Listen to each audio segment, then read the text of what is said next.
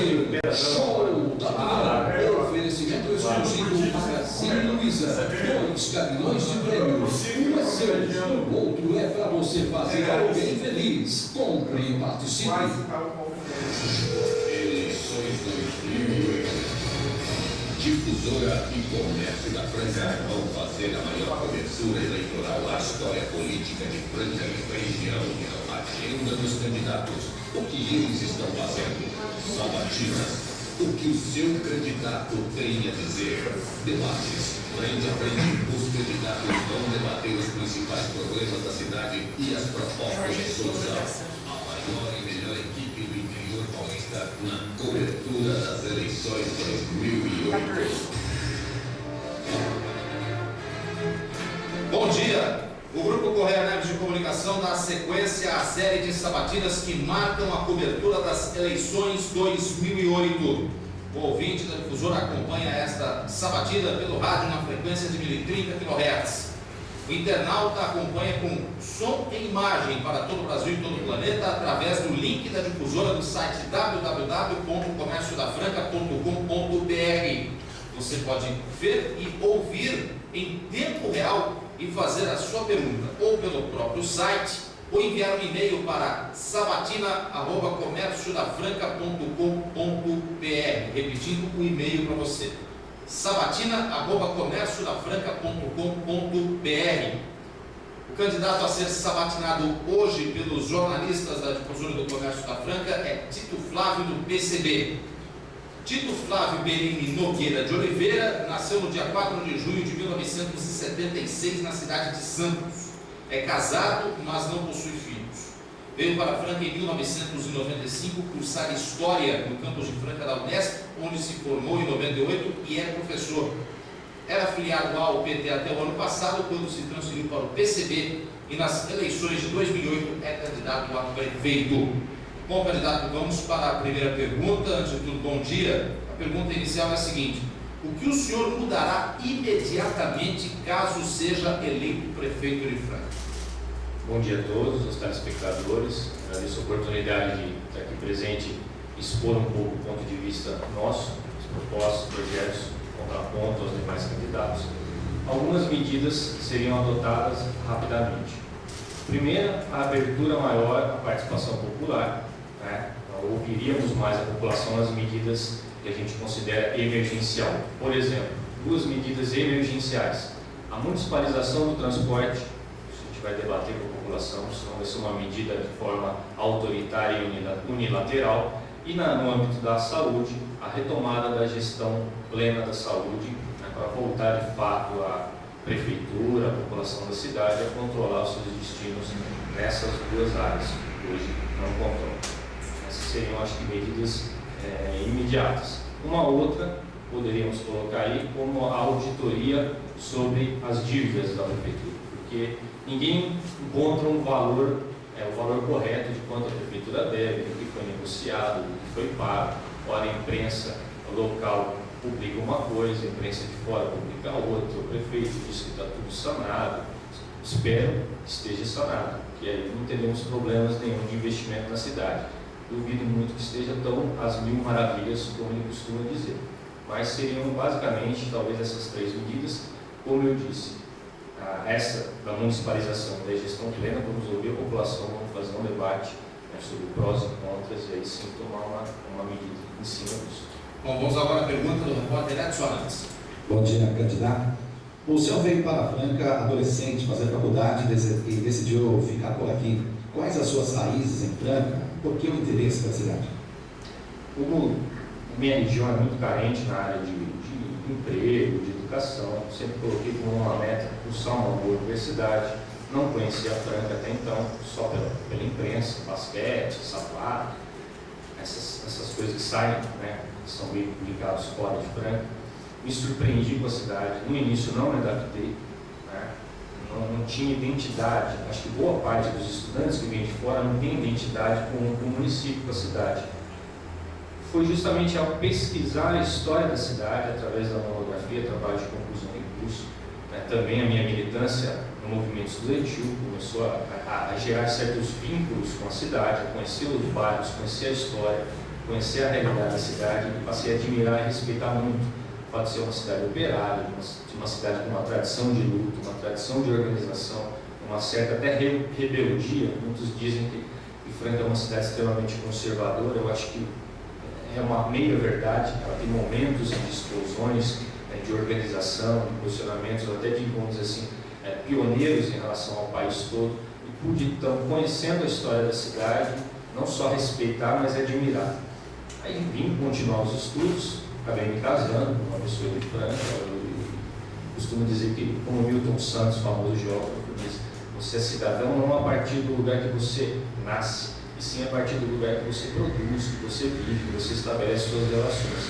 Me considero hoje francano, claro, com raízes no litoral, no Itanhaém, mas hoje eu conheço muito mais a realidade de Franca, sem sombra de dúvida, do que a realidade de Itanhaém. Algo que me dá saudade, gosto de ir para lá, mas me identifico demais com Franca e com o interior hoje.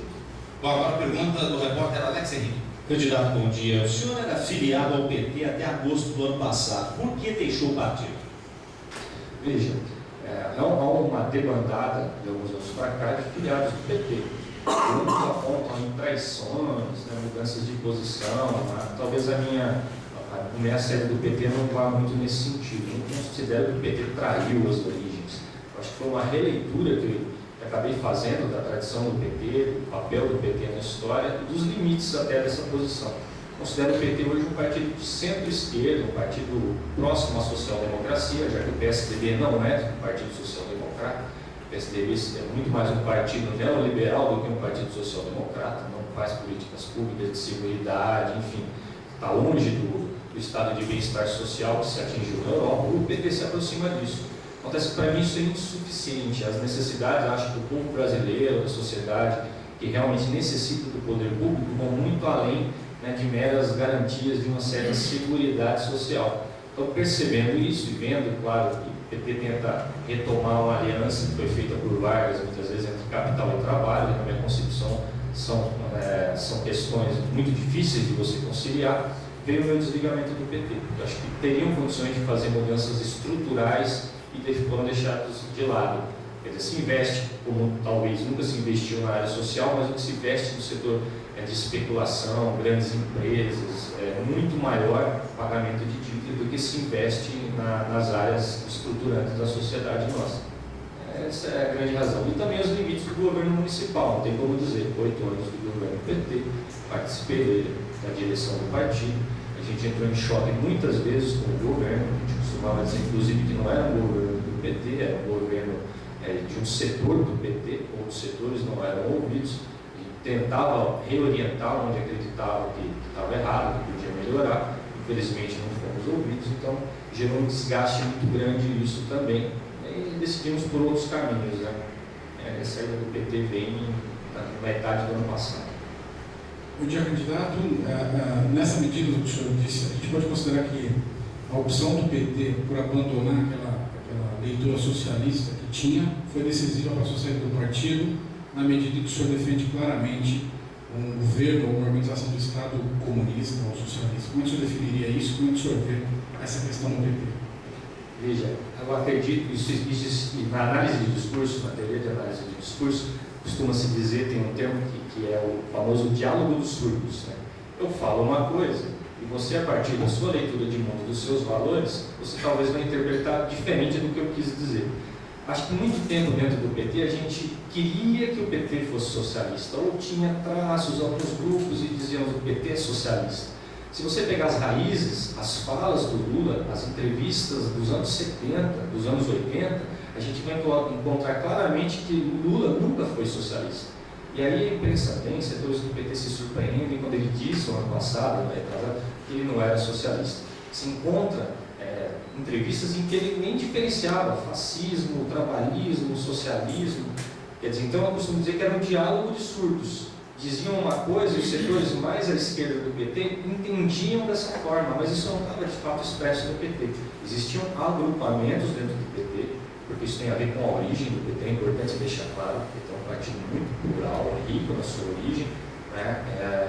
Então a gente percebeu que não houveram traições, não é uma questão de moral, é uma questão que ficou claro qual era o limite, a concepção não só do Lula, mas o máximo que o PT iria atingir. Acho que esse máximo é importante, mas ele é insuficiente para resolver os graves problemas estruturais que tem na sociedade brasileira hoje. E aí decidi sair do PT e caminhar outros rumos, outros caminhos, outros companheiros. Mas o senhor claramente é um comunista, então o senhor acredita em todos os valores comunistas e os defende claramente. Por exemplo, o Estado controlando todos os meios de produção, ou o mais próximo possível disso. É essa a concepção de mundo que o senhor defende? Sem dúvida, eu defendo uma concepção em que o Estado tem que ser forte, porque o capital... Com ou sem participação da iniciativa privada? A iniciativa privada pode participar, acho que no Cuba isso existe, a iniciativa privada participa em determinados estratos. Agora, você tocou bem, os setores produtivos, os principais setores, os setores que geram a riqueza nacional, por exemplo, é inadmissível uma valedora doce na mão da iniciativa privada, pagando 3 centavos o quilowatt da energia, enquanto o cidadão, o trabalhador que paga seus impostos, não tem muitas benesses do Estado, ele paga 50 centavos. Mas ela não é mais eficiente nas mãos da iniciativa privada? Na mão do Estado, ela não é um sorvedor de dinheiro que não gerava riqueza? Na mão da iniciativa privada, não é melhor que ela contribua com impostos e tributos? O governo pode dizer o que vai fazer com eles e ser um modelo de eficiência? De forma alguma. A iniciativa privada ela tem muito essa imagem de uma eficiência, mas o prefeito teve aqui falou, na área pública a gente faz concurso, né? E aí se o funcionário não for apto, a gente não pode mandar embora. Quer dizer, talvez o modelo de Estado dele fosse esse, que ele pudesse admitir e demitir quem ele quisesse. Aí sim o Estado vira cabide de emprego. Defendemos um concurso, defendemos um Estado forte. Veja a Petrobras, abriu, claro, tem participação do capital privado, mas a Petrobras é uma grande empresa estatal, tecnologia de ponta, grandes empresas. Quem desbravou esse país foi o Estado, foram empresas públicas, empresas estatais, que nos anos 90 foram privatizados, aí a gente sabe a custo de quê? De muitas maracutaias, escândalos que foram abafados no Congresso, de compra de votos, inclusive para a reeleição. Quer dizer, empresas públicas não são, por natureza, ineficientes ou corruptas. Isso que é importante destacar. Costuma-se dizer que o Estado grande ou um Estado que cumpra as suas funções, inclusive constitucionais, ele é moroso. Não é. Para todo político que ocupa um cargo público corrupto, existe um ente corruptor. Isso pouco se toca. Um exemplo é Daniel Dantas. Daniel Dantas ele não é um ente público, é alguém da iniciativa privada. Geralmente existem interesses privados, então hoje o que a gente tem é um Estado privatizado. O interesse do Estado é quase do bom selvagem imaginar que num lugar onde não houvesse nenhum tipo de corrupção existente, então o ser humano não ser corrupto porque é naturalmente bom. Não é uma utopia imaginar que todo mundo é bom? Não é difícil imaginar que um Estado que não pode demitir possa ser eficiente? O Estado pode demitir. Demite por justa causa, abre um processo justo e demite o funcionário que não cumpre suas funções. Existem mecanismos para isso. A estabilidade do emprego, que deveria ser estendida e já foi no país, era assim até a ditadura militar, havia estabilidade no emprego, se criou essa falsidade, que é o Fundo de Garantia por Tempo de Serviço, para garantir a rotatividade do emprego e permitir com que a iniciativa privada demitisse aqueles trabalhadores organizados que tinham uma consciência maior de organização, de seus direitos e que eram um empecilho para o livre acúmulo do capital. Isso não é bem assim. Agora, eu inverto a pergunta. Também é um mito do mal selvagem, que o homem é mal por natureza. O homem é um ser social, que vai determinar se ele é bom ou mal. Eu não gosto de usar muito esse bem ou mal, né? Mas, enfim, o que determina isso não é o gene, é o meio social que ele vive. Se os exemplos que ele tem de políticos, se os exemplos que ele tem da iniciativa privada, todas levam ao que eu tenho que me dar bem individualmente, eu tenho que ter o meu carro, eu tenho que ter o meu celular, dane-se o coletivo. Muito postulante de cargo público diz que quer ser candidato para ocupar um cargo público e resolver o seu problema pessoal. Então, isso é um problema, claro, tem raízes no nosso processo de colonização, não foram plenamente resolvidas. No fim da escravidão não se houve uma inserção da sociedade, de fato, acesso aos bens, à qualidade de vida. Então, são problemas gravíssimos que vêm de longa data, mas isso não tem a ver necessariamente com o tamanho do Estado ou o fato da iniciativa privada ser mais eficiente. Ela é mais eficiente geralmente por quê? Pelo objetivo do lucro. E o Estado não tem esse objetivo do lucro. Se o senhor fosse escolher um lugar para morar, França, ou Cuba, Inglaterra ou Venezuela? Inglaterra em último lugar. Cuba eu tenho muita vontade de conhecer de perto o sistema cubano, né, como funciona, os limites inclusive. A França tem uma garantia, uma tradição revolucionária inclusive, porque guilhotinou reis, quem fez isso foi a burguesia, não foram os comunistas, né?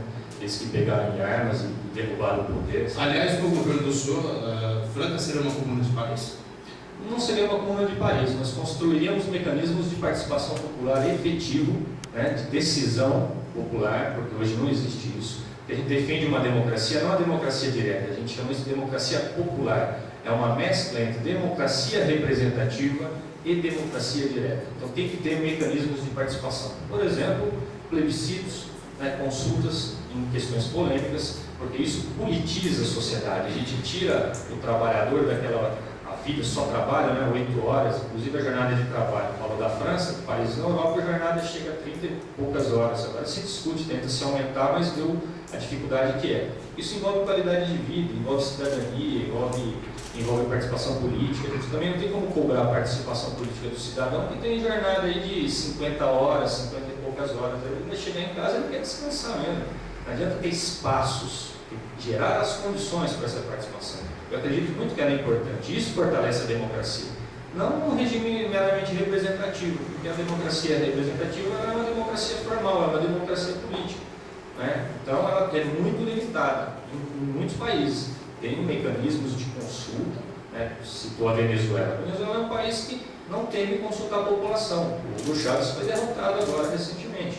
Então tem muitas consultas, tem referendos revogatórios. Quer dizer, isso é um avanço da democracia. Os Estados Unidos também tem. O Arnold Schwarzenegger foi eleito, né, em função de um referendo revogatório e aí ele venceu as eleições. Isso não tem no nosso país. Entre Venezuela e França, o senhor fica? Eu fico com a Venezuela. Latino-americana. Não é modelo, mas acho que tem muita coisa que mostra para a gente os limites do Estado. A gente costuma colocar um tampão no olho e dizer, não tem. Muita gente ocupa o cargo público e diz, não, a lei me engessa, a lei impede isso, a lei de responsabilidade fiscal é aquilo. Lá por dentro da lei, vencendo disputas eleitorais, se renovou a Constituição, se consultou a população, foi tudo por dentro da ordem democrática. Isso mostra os limites. Eu não estou dizendo que aquele é um modelo e que o Brasil é outra colonização, outra cultura, né? Mas mostra que os limites do Estado são muito maiores, das transformações por dentro da lei, inclusive, são muito maiores do que costumam dizer para a gente, né? Como de fato são. Bom, nós terminamos aqui o primeiro bloco com o candidato a prefeito de Franca pelo PCB, Tito Flávio. Vamos ao intervalo e voltamos já.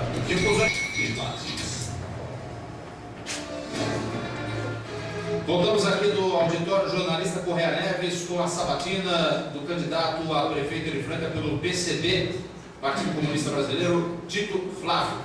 Vamos agora ao segundo bloco. Candidato, já a primeira pergunta aqui do segundo bloco. O senhor é favorável à união civil entre homossexuais? Sem dúvida, sou favorável. Eu tive a oportunidade, inclusive, de estar presente numa parada do Orgulho Gay em São Paulo. Fiquei surpreso até, né, com o nível de descontração, falta de violência. Imaginei que teriam brigas, né, seriam aquela baixaria, seriam muitos casais heterossexuais com os filhos. Acho que a sexualidade, já foi colocado por outros candidatos, não é uma questão de opção. Né, ninguém escolhe, vou ser homem, vou ser mulher, vou ser homossexual. É uma questão, como foi dito, é meio, tem a ver com outros fatores. Eu sou a favor, sim, não vejo nenhum problema em relação a isso. As legislações mais avançadas do mundo já inclusive, permitem a adoção de crianças. Acho que no Brasil também já. A jurisprudência apenas, candidato. Agora, o senhor é favorável também em casais gays a adotarem crianças? Sou favorável. Eu acho que tanto tem gente que diz, mas isso vai dar mau exemplo. Se fosse assim, não haveriam homossexuais filhos de casais heterossexuais. Não é isso que determina. O que determina é o amor, é a assistência. A sexualidade ela é definida ao longo da vida, não só exemplo dos pais. Se fosse assim, não teríamos pessoas homossexuais. Vamos agora à pergunta do repórter Marcelo Scarione. Candidato, bom dia. Qual é o posicionamento do senhor sobre o aborto? O senhor é contra ou a favor? Veja, a questão do aborto, até trouxe aqui alguns dados. No dia 28 desse mês vai ter um ato, uma manifestação nacional a favor da legalização do aborto. pessoalmente, vim me perguntando muito isso, nunca tive uma posição muito definida, porque é um tema muito complexo, né? A minha defesa como homem público e até pessoal é pela descriminalização do aborto. É um absurdo hoje existirem em torno de 1 milhão de abortos realizados no país, em média, segundo dados do Ministério da Saúde. 240 mil mulheres por abortos mal feitos, principalmente as pobres que não têm dinheiro para pagar boas clínicas. As mulheres ricas, essas vão nas boas clínicas, não entram talvez nem nas estatísticas. Quem tem necessidade depois de recorrer à saúde pública por um aborto mal feito, existem tipos de aborto que são horrendos, por exemplo, utilizando-se agulhas de tricô. A questão do aborto não é uma questão de polícia, é uma questão de saúde pública. Então tem que haver todo um acompanhamento da mulher e ela tem que haver essa descriminalização, porque a mulher que procura o hospital, depois ela é processada e pode ser presa. Eu defendo o Estado laico, não o Estado religioso, o Estado teocrático. Senão a gente vai ter que dizer que no Oriente Médio está certo as mulheres usarem burca em função de uma tradição de um Estado religioso. Senão eu vou dizer que está certo alguns países da África que pegam as mulheres ainda moças e fazem cirurgias para retirar clitóris. Isso é a religião interferindo no Estado. O Estado é laico. As pessoas têm que ter clareza disso. Se o Estado fosse mais presente, o prefeito teve aqui e falou, não, defendo um processo de educação sexual. Não fiz nesses 4 anos de governo, mas vou fazer. Não fez, talvez faça. Tem sim campanhas, tem que ter esclarecimento, planejamento familiar. Não há distribuição, por exemplo, de anticoncepcionais na rede pública, se distribui-se camisinha, mas a sociedade machista como a nossa, tem gente inclusive esclarecida que se recusa a utilizar a camisinha. A igreja, que é radicalmente contra o aborto, também é contra métodos contraceptivos. Quer dizer, está talvez nesse ponto, ainda na Idade Média. Defendo o quê? A descriminalização do aborto. A mulher não pode ser criminalizada por isso. Ninguém pratica um aborto porque gosta. Ela corre risco de vida, inclusive, quando pratica um aborto. Bom, mas o senhor pessoalmente acha que o aborto deve ser uma opção da mulher ou não? Porque é diferente da questão da criminalização. Essa posição ficou clara.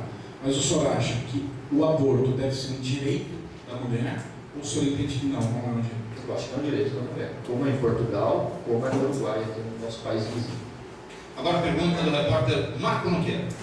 Candidato, o senhor é a favor ou contra as invasões de propriedades particulares? Novamente, vou frisar. Não, eu defendo a Constituição, a nossa Constituição até avançada nesse ponto.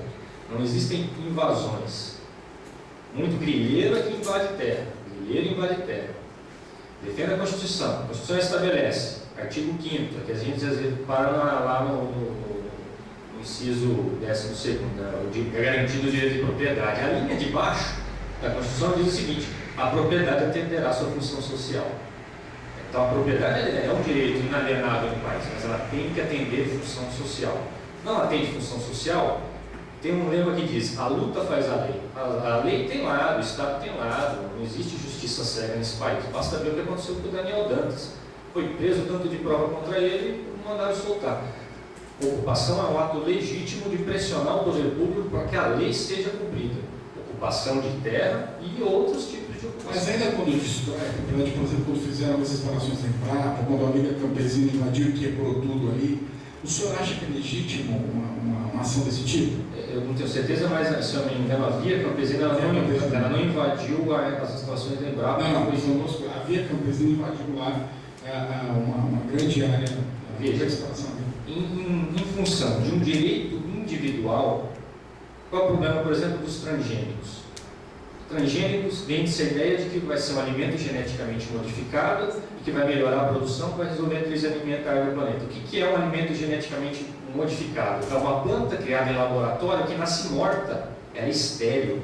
O agricultor passa a depender eternamente de uma empresa privada para comprar sementes, porque ela não se reproduz, não existe mais. E ela contamina as áreas de produção de semente cabocla. Então, em função de uma legislação ainda frouxa como a nossa, permitir com que pesquisas desse porte sejam desenvolvidas e afetem a vida de milhões de pessoas, isso é inaceitável. Mas sim, essa barbárie, se cada um achar que pega na porra e resolve, nós não vamos para uma guerra civil, porque, de outro ponto, aquele que acha que está prejudicado pela invasão do outro, também vai pegar em armas para defender o seu. Isso não leva a uma guerra civil? Não se pegou em armas em momento algum. Costuma-se dizer que o movimento sem terra pega em armas quando faz ocupação. Não estou falando que é exatamente o movimento sem terra, coisa de parte a parte. Se cada um acha que resolver, né, usar os seus próprios métodos, a gente não tem a renúncia ao Estado e a gente tem aí uma guerra civil. Vou te dizer que isso são medidas extremas. Isso não é um cotidiano. A gente não vê isso todo dia. Isso são medidas extremas que o movimento popular tem que adotar, como a burguesia adotou em determinados momentos, como ela faz quando ela promove golpes. Aí está à beira do golpe aqui a Bolívia, tentaram dar um golpe na Venezuela, um golpe frustrado. Quer dizer, isso não é... Mas o Chaves também não tentou dar um golpe. Veja, isso aí não é inerente ao movimento popular. Isso são medidas extremas. Não defendo a violência, não defendo assassinatos, não defendo sequestros, defendo o direito à vida. Só que defendo o direito à vida em sociedade coletiva. É inaceitável, por exemplo, que se financie pesquisas desse tipo e outras que poderiam, de fato, gerar supressão da fome não sejam tão investigadas. Mas ele não é um problema legal e não de invasão de terra? Por exemplo, o senhor tem uma posição contra determinada possibilidade de pesquisa. É natural, o senhor mesmo que falou, por exemplo, que é importante o Estado laico para que a discussão seja racional. Se a gente parte a defender com paixão as coisas todas, elas ficam um pouco descabidas. Então, o senhor não acha que, por exemplo, o caminho dos movimentos sociais seria entrar com propostas de lei, projetos de lei, uma discussão no Congresso, seria muito mais saudável do que pegar a enxada e quebrar tudo? E aí, se ele quebra, como responsabilizar? Quem responde por ele, já que ele não existe na forma da lei?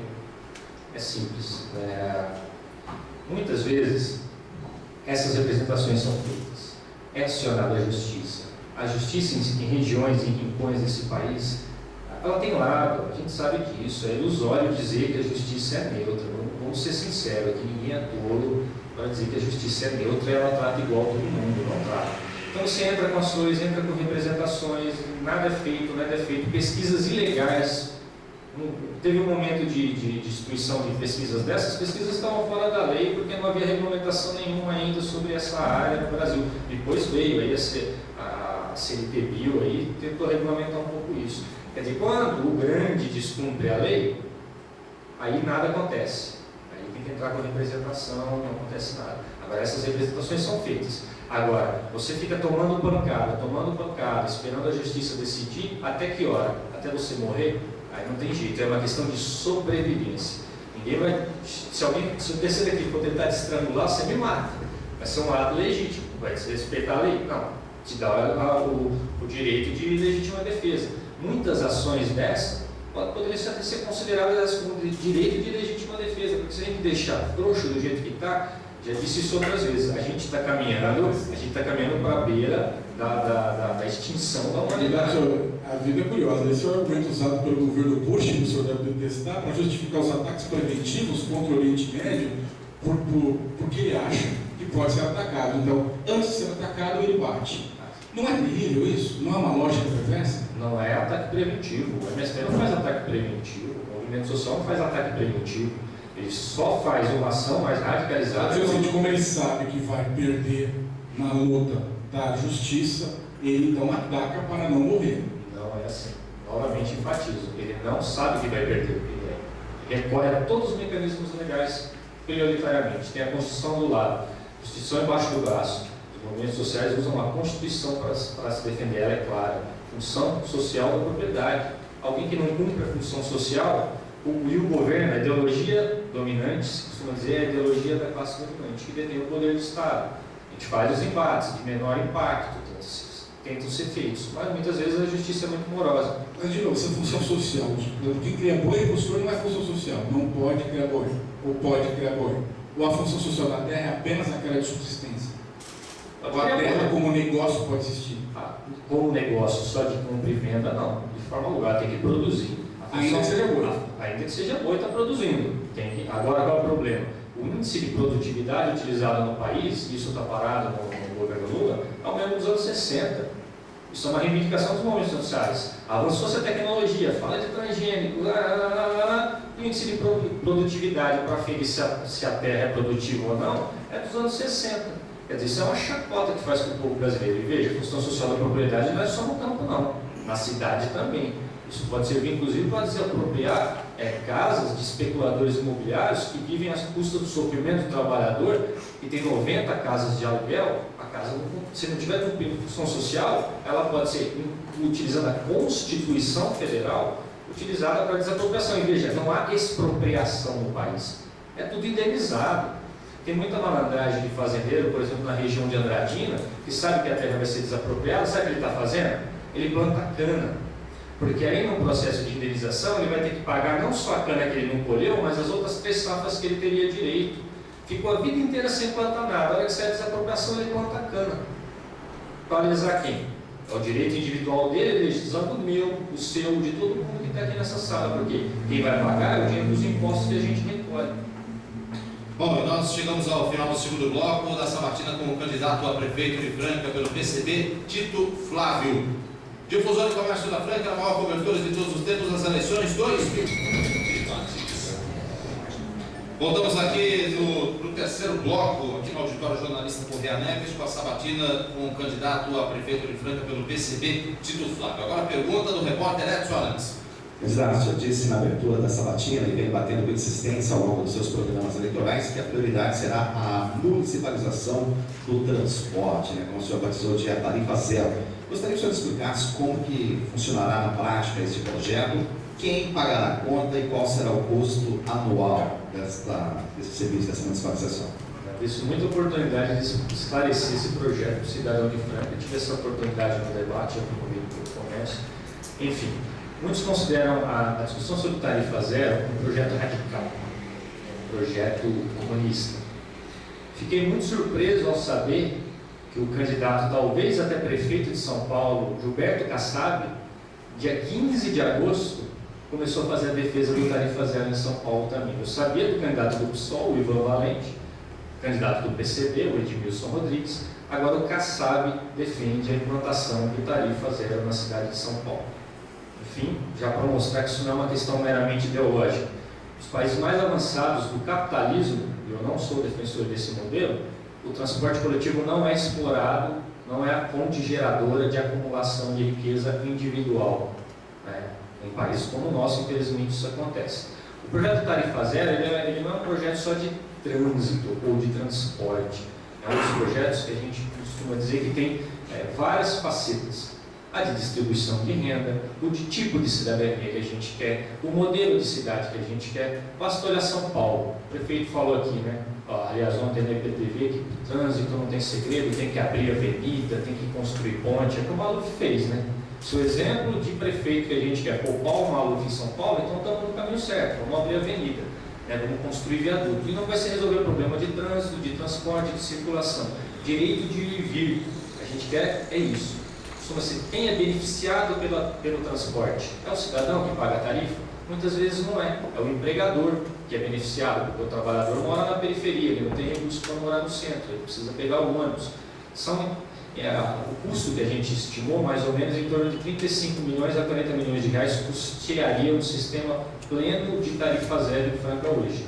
Agora, como a gente diz, não é, e isso vai acontecer do dia para a noite. É uma redução gradual. Eu vi propostas aí, por exemplo, de redução da taxa de administração. Eu não entendi a conta muito bem para se chegar nos 20 centavos de desconto. Talvez eu tenha feito o cálculo errado, no meu cálculo isso daria 9 centavos de desconto. Candidato, caso o senhor vença as eleições de outubro, o senhor vai assumir uma cidade com orçamento projetado para 355 milhões no ano que vem. E a situação não muda muito ao longo de 4 anos, que é o mandato para o qual o senhor será eleito. Nesse orçamento, resta entre 18 e 20 milhões para investimento. É a margem de manobra que o senhor teria, dinheiro do próprio bolso, para fazer alguma coisa. Fora disso, não sobra. Tem que pagar folha, os gastos obrigatórios com saúde, educação, etc. De onde viria o recurso para custear esses 40 milhões que o senhor quer? Mesmo se considerado um tarifaço de IPTU, o IPTU hoje rendeu para a prefeitura até agora, total de arrecadação esse ano até agora, é de 29 milhões de reais. O senhor teria que quase dobrar o IPTU para sobrar alguma coisa para o senhor poder fazer o tarifa zero. Como é que seria possível implantar na prática? Quem paga a conta? Primeiro eu queria continuar só o raciocínio que eu estava colocando, que hoje o transporte acaba sendo um limitador da cidadania. Quem tem condições de se locomover, usufrui dos bens públicos, culturais, enfim, de participação política. Quem não tem, fica em casa ou anda de bicicleta, porque 2,20 é um absurdo. O prefeito dizer que o certo seria São Paulo ter uma tarifa de R$20, isso aí é descabido até, é desrespeitoso fazer uma comparação desse tipo. Enfim, o Tarifa Zero é um projeto de cidadania, a gente quer que o cidadão usufrua dos bens da cidade, que participe mais da política, tenha condição disso. Se 35 milhões é mais ou menos o custeio disso, o restante que o trabalhador gasta hoje no transporte não vai para debaixo do colchão. Falei isso várias vezes. O trabalhador não vai pegar o dinheiro, vai guardar e esperar o momento apropriado e comprar um carro, ou sei lá, investir nas ações da Vale do Rio Doce. Ele vai injetar esse dinheiro na economia do município, vai aquecer o setor de serviços, o setor de comércio. Isso é claro, aí os técnicos vão ter que fazer esses cálculos. Para isso existem técnicos. E ser governante, ser prefeito, não é ser técnico, tem que ter concepção política. Senão a gente fazia concurso para prefeito. Tem candidato quase defendendo isso, né? Eu venho de uma cidade que tem gerências lá, não funcionaram, voltaram para as secretarias. A administração pública é um cargo político. Enfim, esse dinheiro, aquecendo a economia, aumentaria sem dúvida a arrecadação de imposto, mas ainda não sei avaliar o impacto do aumento da arrecadação dos tributos, né? Isso seria gradualmente. Claro, tem que ter um modelo, uma reforma tributária no município, que não onere a classe média também, porque o erro de governos passados foi onerar a classe média. A arrecadação total de IPTU na cidade, total, todos, assim, os ricos, os 209 ricos que você se refere, mais a classe média, mais os pobres, mais total a arrecadação de tributos é de 29 milhões de reais. O ISS é inexpressivo perto disso. Os outros tributos que o senhor falou, por exemplo, se o senhor tivesse uma geração de renda e as pessoas gastassem, iria em grande parte para o governo federal, não para o governo municipal. Da onde o senhor, prefeito Tito Flávio, tiraria os recursos necessários para pagar essa conta? Ou para a empresa que prestaria o serviço, ou para a empresa de ônibus que o senhor criaria? Como é que fecha a conta? Primeiro que acho que são em torno de 290 famílias de ricos, que não é o Tito que disse, isso está publicado no comércio. É uma estatística. Sim, uma estatística. Enfim, como eu disse, a questão é técnica, a questão técnica vai ser resolvida de forma técnica fazendo esses levantamentos. Há necessidade de uma reforma tributária, não é justo a forma que é escalonado os impostos hoje no município. Quem paga imposto é o trabalhador, que é quem não sonega, não tem como sonegar porque ele não paga imposto de renda, ele paga imposto de qualquer coisa que ele consome, ele está pagando imposto a todo instante. Só que não é revertido da forma adequada para o interesse público. É simples, a questão do Tarifa Zero não é uma questão técnica, é uma questão política, é uma questão de concepção. O lixeiro, quando passa na sua casa, ele não pesa o saco de lixo e diz, olha, o seu lixo é 10 quilos, então você vai pagar uma taxa de tanto, porque você está utilizando a coleta de lixo mais do que o outro cidadão, é pago igualitariamente. E a questão do Tarifa Zero, além de incentivar, porque isso é um país moderno, utiliza transporte coletivo, não incentiva a compra de veículos. Se todo mundo tiver um carro em Franca, eu vou andar a pé, porque a gente vai andar do Paineiras até o centro, vai ser mais rápido. Para a gente entender, a raiz da proposta seria o aumento da tributação das classes mais altas, o aumento da tributação sobre, por exemplo, o IPVA, sobre o imposto de automóvel. Seria por aí que o senhor encontraria os recursos necessários para fazer. E poderíamos, inclusive, buscar outros tipos de subsídios federais, enfim. Um exemplo, não queria dar esse exemplo, mas o governo venezuelano subsidia o transporte público em Londres. Em Londres. Quer dizer, a troco de quê? Ele está organizando talvez está tentando derrubar o governo na Inglaterra. Isso eu lembro, quando saiu essa informação, foi uma polêmica na Inglaterra. Ele subsidia um monte de pobre nos Estados Unidos, mas aí é uma questão política ideológica dele, né? Não é uma... Quero enfatizar isso, esse é um compromisso que a gente assume. O PCB, ao assumir o governo, ele não vai decretar tarifa zero da noite para o dia. A gente vai fazer um debate transparente. Hoje a gente não sabe quanto a empresa arrecada. Quem controla isso não é nem mais a prefeitura. É a primeira tarefa, municipalização, para a gente saber de fato como está funcionando hoje em dia. Não são coisas diferentes. O senhor defendeu um controle sobre os gastos da empresa, seja a concessionária de serviço público, é uma coisa. Prometer a tarifa zero é diferente, significa ter que ter recurso para fechar essa conta, né? No fim do mês tem que pagar. Da onde viriam? Essa é dos cofres públicos, tem que aumentar a arrecadação, não tem segredo. Isso é questão técnica que vai ser resolvida de forma técnica. Não tem milagre. Como eu disse, se fosse tão impossível assim, o Kassab que está provavelmente indo para o segundo turno em São Paulo com a Marta, não defenderia em São Paulo, né, a maior cidade da América Latina, o tarifa zero como meta para 4 anos. Nós vamos criar as condições e, mais do que isso, vamos fazer o debate com a sociedade. Que tipo de cidade você quer, cidadão? Uma cidade em que o transporte seja uma barreira para você, que você gaste 1/3 ou 3 meses do ano de trabalho para pagar ônibus, ou que não, que você participe da vida da cidade como um cidadão de fato. É isso que tem que discutir. O senhor tem projetos voltados à criação, à geração de empregos em Franca? Olha, um tema importante. Muitos candidatos aí falando que Franca é a segunda cidade, botou o prefeito, mais gera emprego no país, ou outros dizendo que é a 10ª, sei lá, cidade que mais gera emprego no país, a 3ª do estado. Esses dados não condizem com a realidade. A gente tem os levantamentos. Quem estiver ouvindo, é só acessar o site do Ministério do Trabalho, os dados do CAGED, mas não vejam só os dados desse ano não, vamos ver o dado do ano passado. Há uma tendência em Franca de demissões nos meses de novembro e dezembro. Franca não figurou nem entre as 100 cidades do país em 2007 geradoras de emprego. E vocês lembram?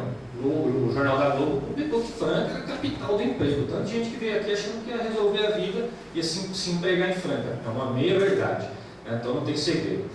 Grandes empresas fecharam o município. O poder público não fez absolutamente nada, não mexeu um dedo. Nós defendemos que o poder público tem que ter uma presença marcante nisso. Um exemplo é a organização de empresas em autogestão, que tem experiências bem-sucedidas no Brasil e no mundo. Isso é uma das formas. Uma fábrica que fecha simplesmente porque, por decisão do seu proprietário, ela já não cumpre o dispositivo constitucional da função social da propriedade. Já começa daí. Ela poderia ser, inclusive, desapropriada. Não defendemos isso.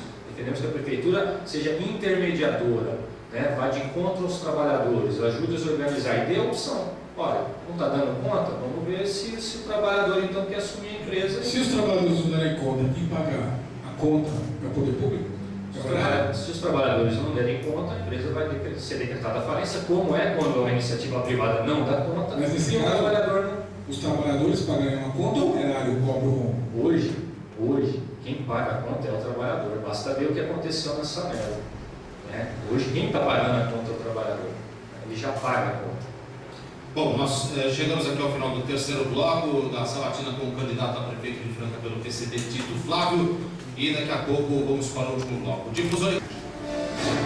Continuando aqui na sabatina com o candidato a prefeito de Franca, Tito Flávio do PCB, agora a pergunta do repórter Edson Arantes. Candidato, eu gostaria de saber qual é o plano do senhor para o setor de saúde que o senhor pretende fazer com a Santa Casa, se vai deixar na mão do Estado, como está atualmente, se retoma o serviço, e de onde o senhor conseguirá recursos para construir 40 PSFs em Franca, como tem prometido no horário eleitoral? Ótima pergunta. Só quero deixar claro, a gente não faz promessa, a gente assume compromisso e tem fundamento todas as propostas que a gente levanta. Muito se fala da Santa Casa, o prefeito simplesmente lavou as mãos, disse que o problema era gerencial, ou seja, resolveria isso da noite para o dia, problema de administração. Não deu conta, então ele deveria assumir que não é um bom administrador, isso que eu fico insatisfeito. Ele disse que é um bom administrador. Chega lá, não deu conta, devolveu para a saúde. Ainda faz chacota dizendo que deu 30 milhões de reais para o governo do Estado. Ele abriu mão de 30 milhões de reais, isso inflou a folha de pagamento hoje para contratar funcionário é um problema, está no limite da lei de responsabilidade fiscal. Bem, enfim, é um avanço a gestão plena da saúde. Então vamos brigar, claro, discutir com a população prós e contras também. Isso não é uma decisão do TIP ou do PCB. A população tem que entender isso, porque ela defende isso como sendo dela e impede isso acontecer novamente com outros prefeitos. Recuperar a gestão plena para aí poder ter uma incidência direta sobre essa questão da Santa Casa, que é uma entidade privada, né? Não é uma entidade pública. Recebe dinheiro público, mas é uma entidade privada. Na questão dos postos de saúde da família, isso é muito fácil, muito tranquilo. Eu fico triste de ver o atual, que foi presidente do Conselho de Saúde, que deveria fiscalizar as ações da saúde da Prefeitura, é o secretário atual de Saúde, vai no horário eleitoral e diz que investir em prevenção é jogar dinheiro fora. Eu não sei em que mundo ele vive, que tipo de saúde ele pensa para o trabalhador de Franca. Tem a coragem de ir na TV dizer isso. Hoje existe uma linha de financiamento do Ministério da Saúde para a implantação de núcleos de saúde da família. Ele repassa para a implantação R$20 mil em média. Não estou com os dados exatos, os dados atualizados. Tá? Em média R$20 mil para a implantação. Depois tem repasse mensal para ajudar no custeio disso. Agora, isso a médio prazo traz impacto na redução do atendimento do pronto-socorro do Dr. Janjão. Por que aquilo está lotado? É porque não tem nem pronto atendimento nos bairros. A gente defende uma ação conjunta de prevenção através de acompanhamento permanente dos núcleos de saúde da família. E quando eu falo 40, eu estou sendo tímido. Franca era para ter mais de 60, Restinga tem 5, Restinga tem a mesma quantidade de núcleos de saúde da família que Franca, Uberaba tem 60. É inaceitável dizer que não tem verba para isso. Não tem para medicina curativa mesmo, a gente vai ficar tratando doente, não vai prevenir nunca. Unidades de pronto atendimento no município, pelo menos 4, você também já desafoga o Janjão. Porque a pessoa que está com uma dor de cabeça, às vezes uma coisa rápida, que ele não tem um atendimento na UBS, ele passa no pronto atendimento, ele não precisa ir nem do pronto-socorro. O pronto-socorro tem que ser isso, urgência e emergência, e não é. Claro, tem que ter a reestruturação do pronto-socorro, hoje os exames são feitos na Santa Casa, é um absurdo o cara ficar... Ontem morreu, parece que uma pessoa passou por 4 vezes no pronto-socorro, uma criança ia falecer. Enquanto o senhor não consegue prevenir, tem que curar. Na Santa Casa, o senhor continua mandando dinheiro, o senhor decreta uma intervenção e assume aquilo, o que o senhor faz, que modelo o senhor defende? Não defende a intervenção, já teve uma intervenção, não foi bem sucedida. Aqui não trata-se também de defender a intervenção, porque isso foi uma sugestão, uma indicação inclusive da Justiça, né? Não foi vontade do governo naquele momento. Mas não defende nenhuma forma de intervenção, defende o diálogo. Sou a favor do diálogo. Acho que o diálogo a gente mostra as contradições e mostra onde tem condição de avançar. Então, o diálogo com a Santa Casa. Talvez receba mais recursos agora, não sei em que pé que está, porque talvez a Santa Casa vai ser um hospital, escola aí da Faculdade de Medicina que está vindo para Franca, na Unifranca. Eu vi propostas aí de federalizar a Santa Casa, trazer a Universidade Federal para cá, dentro da Santa Casa. São coisas assim, não tem cabimento. Tem que dialogar com os gestores da Santa Casa. Né, não tem sido feito, não tem saída mirabolante para isso. Repor o contrato, porque muitas vezes o contrato é insuficiente para cirurgias eletivas, tem médico, tem equipamento, mas o contrato estabelece um X de cirurgias, chega nesse limite, a Santa Casa não faz mais, não está no contrato, então tem que ser revisto isso. Mas para isso é fundamental o quê? Recuperar a gestão. O município tem que ter a gestão sobre isso. Ali ele vai negociar de igual para igual. Do jeito que está hoje, realmente não tem saída. Por isso o prefeito disse que não tem saída. Só que ele tem que virar público e assumir que foi incompetente nessa área. Pintou as unidades básicas de saúde. Né? Isso aí, como está fazendo, está pintando a rua. Lá no meu bairro, é assim. Está esgotando, vamos até abordar um pouco de educação. O senhor é favorável à municipalização do ensino fundamental? Sou contrário à municipalização. É uma discussão que veio muito à tona alguns anos atrás, hoje nem se discute tanto a fundo assim mais. O Estado queria transferir a responsabilidade e não transferir os recursos, infelizmente. Defende que o Estado cumpra a função do Estado, o município cumpra a função do município. E o município já tem sua cota de participação na educação e está sendo mal atendida hoje em Franca. Municipalizar só vai piorar a situação do ensino no município. Candidato, de acordo com as últimas pesquisas de intenção de voto, divulgadas pelo Comércio, quando eu vi o senhor ocupa a última colocação dos candidatos à Prefeitura de Franca, o senhor acredita que é possível reverter a situação nesses poucos dias que restam, levando em consideração também a equipe do senhor, que é bastante reduzida, a campanha quase não é vista nas ruas? Gostaria de dizer que já vi muitas campanhas em que o candidato eleito pela pesquisa dorme com ela debaixo do braço e acorda derrotado nas urnas. Está de salto alto, fazendo campanha em outras cidades, o atual prefeito, não acredita que vai ter segundo turno, acredito que tem condições de reverter.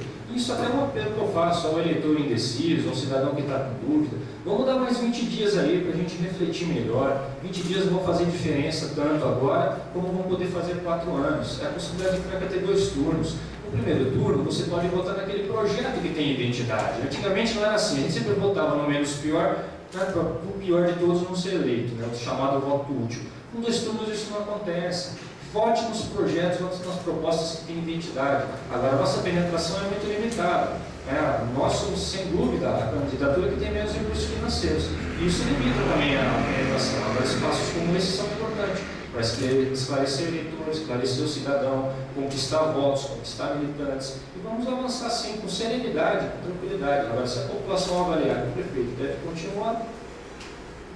Marcelo, agora, candidato, a partir de agora, o senhor tem 1 minuto para as suas considerações finais. Gostaria só de tocar num ponto que eu não toquei aqui em relação ao Tarifa Zero, é que hoje as empresas preferem contratar empresa privada, fretar ônibus para os seus trabalhadores, do que pagar 50% do vale transporte, que é a lei que a lei exigiria que ele pagasse caso ele não tenha transporte público, transporte para o trabalhador. Então é mais barato ele fretar ônibus do que pagar a metade da passagem de Franca. Agora agradeço a oportunidade, quero lembrar os eleitores, esse final de semana, sábado, terá debate ao vivo, né, pela EPTV, meio-dia.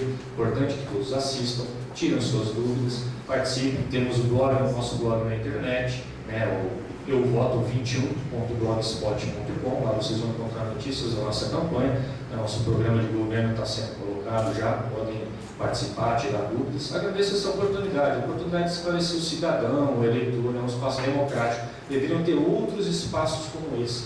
Infelizmente, poucos espaços como esse foram criados ao longo da campanha. Isso só enaltece, só fortalece a democracia, não tem razão de fugir. Todo debate que eu for convidado, todo espaço que eu tiver condição de esclarecer nossos pontos, nossas propostas, estarei lá. Pode ser com 5 pessoas no bairro que for. Tá certo, candidato. Obrigado pela sua participação, pela sua presença aqui no auditório jornalista Correia. Estamos encerrando aqui a sabatina com o candidato a prefeito Tito Flávio do PCB. Obrigado pela sua audiência. Vem aí o horário eleitoral gratuito. Difusora e Comércio da Franca, a maior cobertura de todos os tempos nas eleições 2008.